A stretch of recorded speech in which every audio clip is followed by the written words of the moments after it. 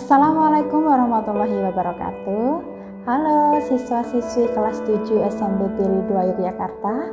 Perkenalkan, nama Ibu Sela Nurmawati. Kalian bisa memanggil Ibu dengan nama Bu Sela. Nah, kali ini kita akan belajar atau sharing tentang motivasi untuk belajar. Nah, kewajiban sebagai pelajar adalah belajar tentunya, ya kan?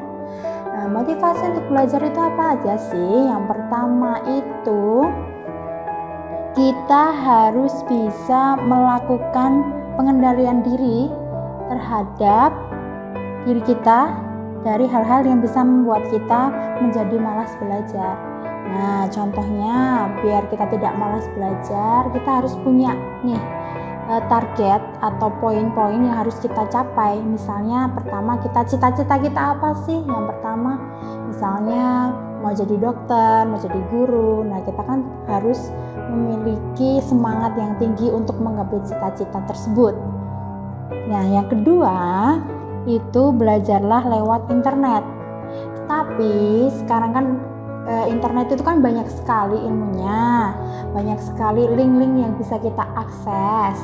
Nah, kita harus pandai-pandai memilah dan memilih link mana yang harus kita buka untuk sebagai referensi kita belajar. Biasanya sih kalau kita buka link belajar nih, nanti kadang mau buka link yang lain, misalnya mau kita cari game atau apapun itu, kita harus bisa mengendalikan diri kita agar kita dapat fokus nih ke satu link yang benar-benar sesuai dengan materi yang akan kita cari. Seperti itu. Terus yang ketiga, temukan motivasi atau penyemangat. Nah, ini yang paling penting kalau menurut Ibu ya. Temukan motivasi atau penyemangat.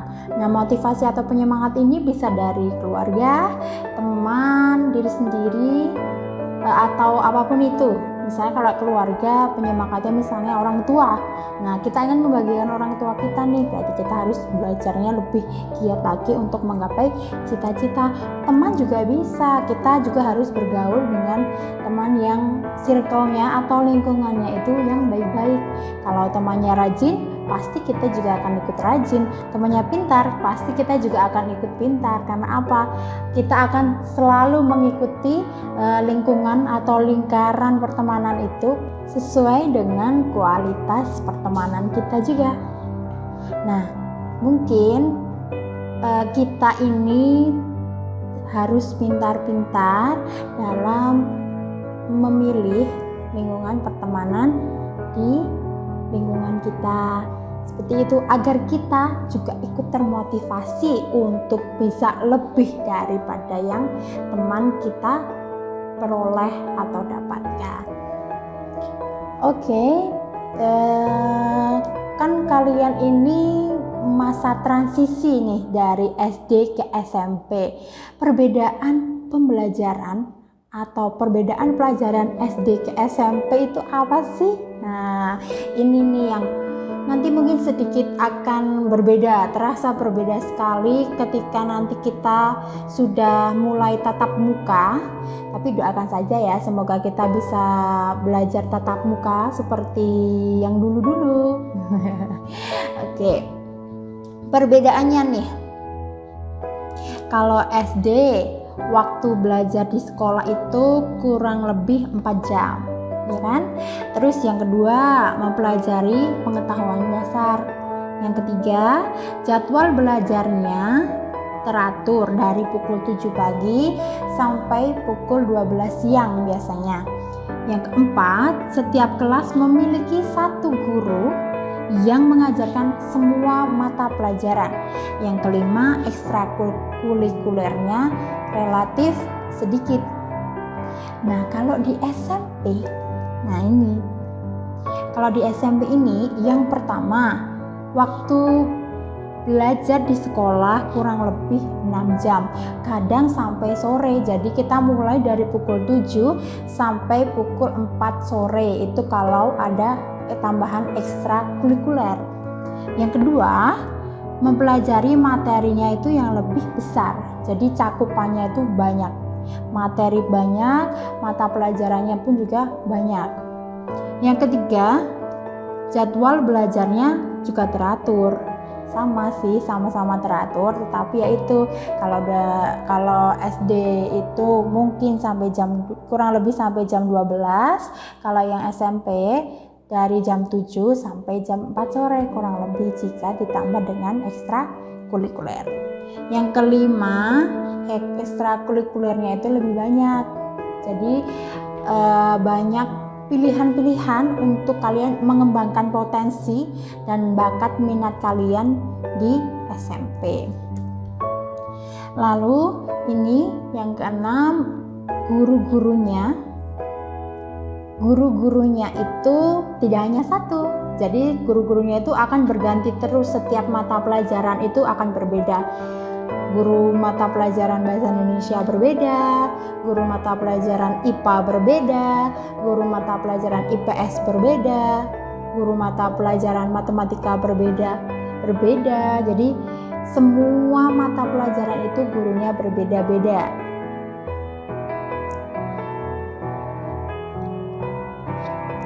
Kemudian di masa pandemi ini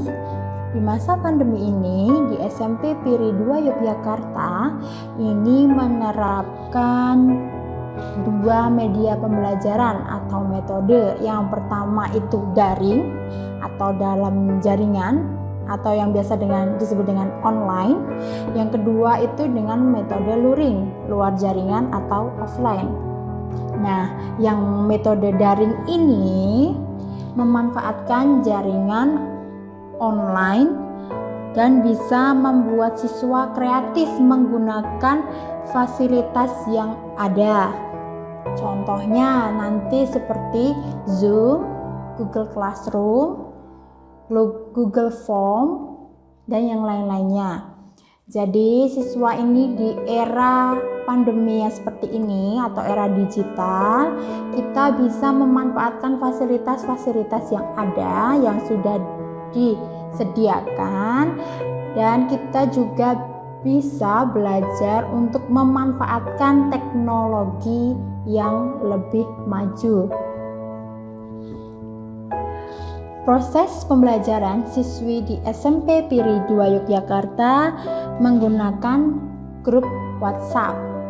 Bisa juga nanti dikombinasikan dengan Google Form untuk penilaian harian, untuk penilaian tengah semester, penilaian akhir semester juga menggunakan Google Form. Nanti sebelum kalian mengaplikasikan itu semua akan dituntun atau diarahkan oleh Bapak Ibu guru yang ada di SMP Piri 2 Yogyakarta untuk bagaimana sih cara mengaplikasikan atau menggunakan berbagai fitur-fitur media yang digunakan di SMP Piri 2 Yogyakarta.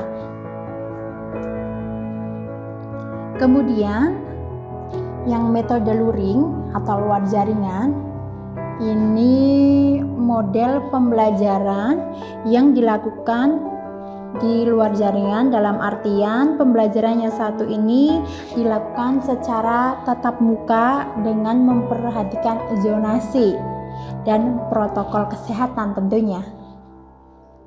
Metode ini sangat pas untuk pelajar yang ada di wilayah zona kuning atau hijau, terutama dengan mematuhi protokol kesehatan yang ketat.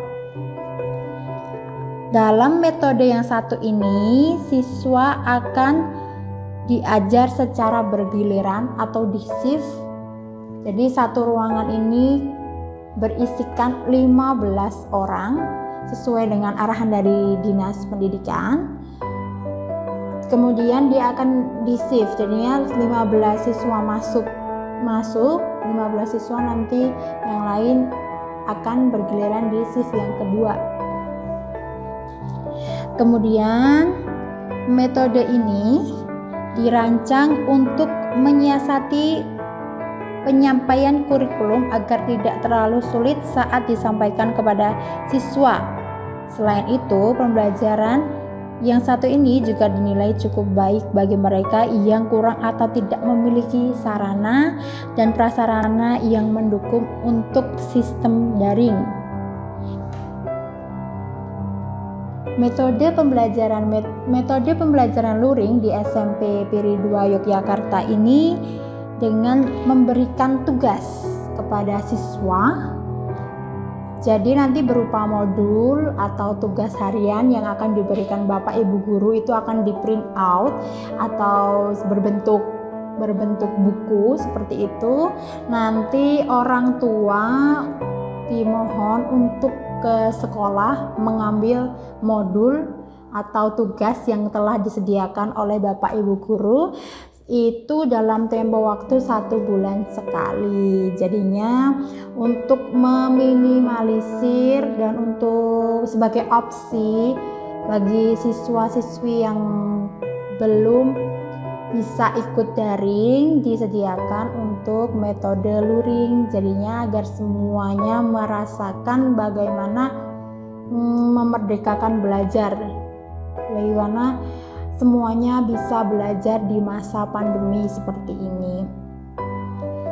Semoga pandemi ini segera berlalu. Kita berdoa semoga kita bisa tatap muka seperti biasanya, bermain dengan teman-teman, bermain dengan guru. Jadinya kita bisa langsung berkenalan, karena kalau hanya sekedar virtual seperti ini tuh kurang gregetnya gitu. Ya, kita berdoa saja semoga semuanya ini cepat berakhir, cepat mereda, kita bisa berkumpul bersama di SMP Piri 2 Yogyakarta.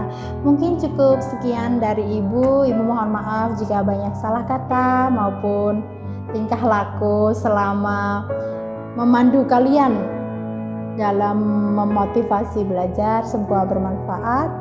Ibu akhiri, wassalamualaikum warahmatullahi wabarakatuh.